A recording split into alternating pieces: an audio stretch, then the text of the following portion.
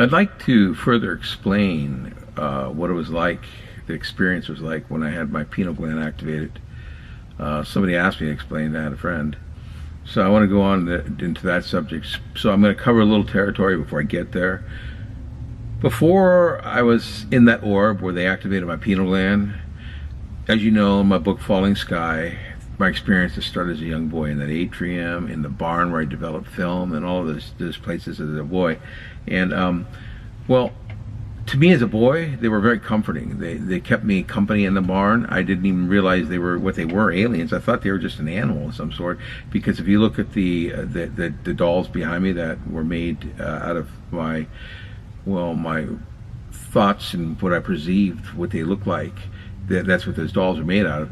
That's what they have. It's almost like cat eyes and they're really slender bodies. And when they used to be in the barn, they would crawl up the poles, and they'd use all fours to do it. They'd sit up on top of the poles of beams in the barn and watch me in this barn. I felt comforted by them because we had cats, and then there was these other type of cats that I'd never seen before. My brother said those aren't cats. He'd seen them too, and he says those aren't cats. I said they're cats. That's how I brushed it off.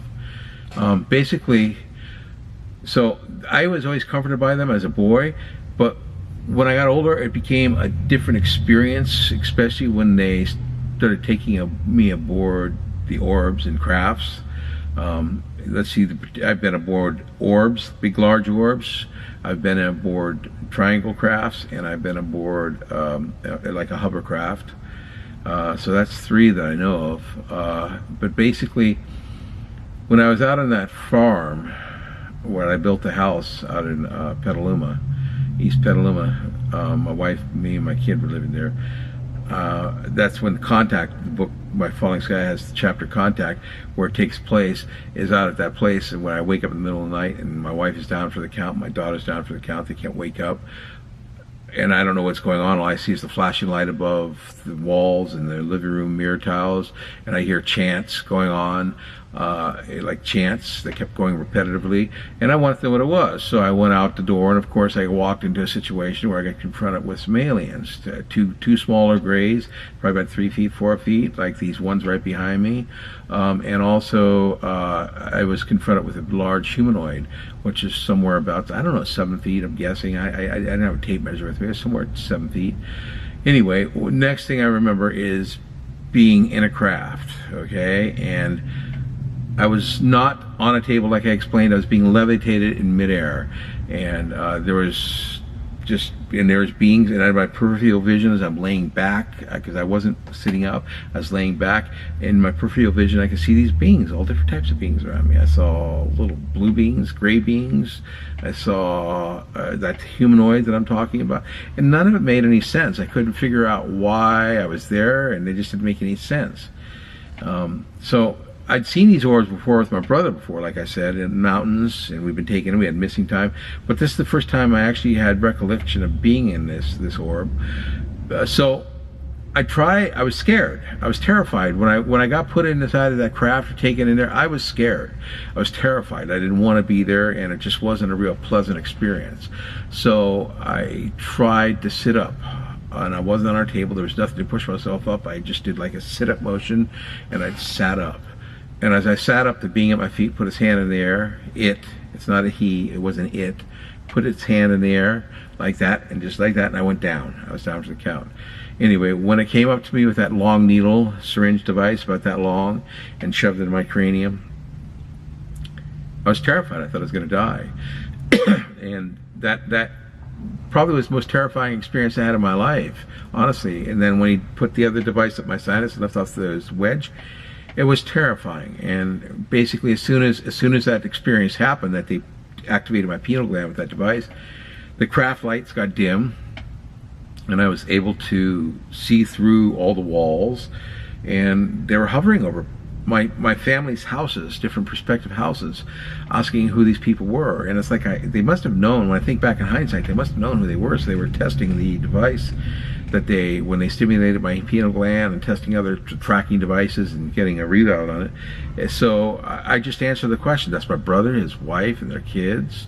Then they're asking who this. I said, my mom, my dad, my little brother, and then went on with all my other family members.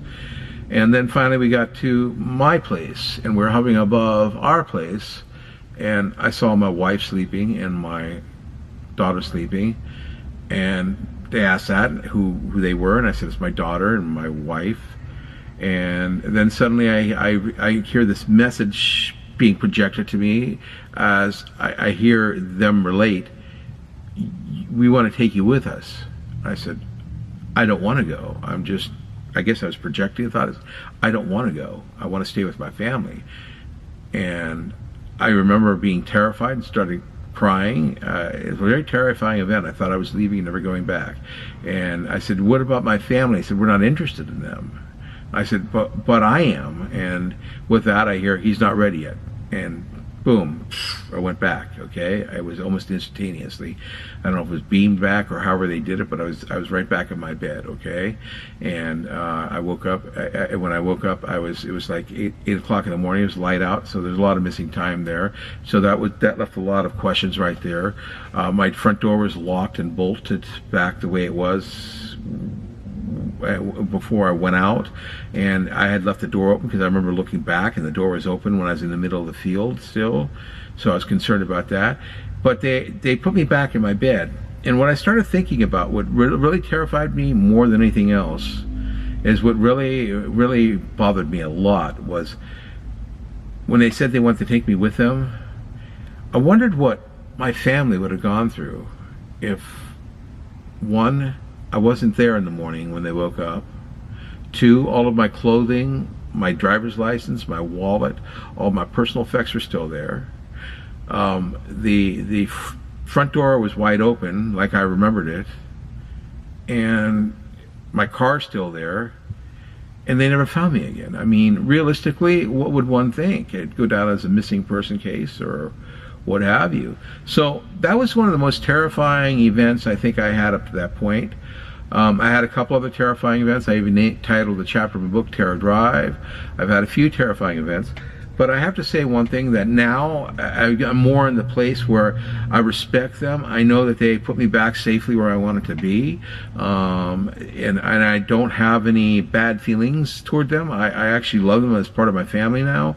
And I feel really blessed to have had the experiences I have, because not many people I know have had these experiences with other life or otherworldly beings.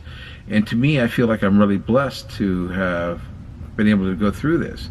But I wanted to explain that whole pineal gland activation primarily because somebody asked about that, and it was a very frightening experience. I mean, you have to picture, I was in this room and it was almost like an operating room at first. It was all white light, bright white light, and all these strange beings around me. I didn't have a clue what the hell was even going on. I'm being honest about it. And when I saw the needle coming from my head, I was going, oh my God, I'm dying. I'm thinking, that's it, it's over. And then they did the device up my nose and then all that. They didn't kill me, but it was that whole preceding event to it, leading up to it. It just very terrifying event. So, in essence, it wasn't comfortable. That's mostly what I can say. Thank you.